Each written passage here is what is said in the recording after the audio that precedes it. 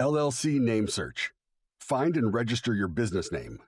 Choosing the right name for your LLC is a crucial step in establishing your brand and business identity. Today, we'll guide you through the process of finding and registering your LLC name. Start by brainstorming a list of potential names.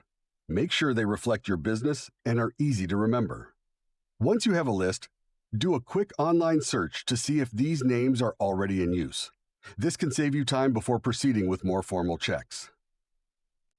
Next, check the availability of your desired names with your state's business registry. Most states offer an online database where you can search for existing business names.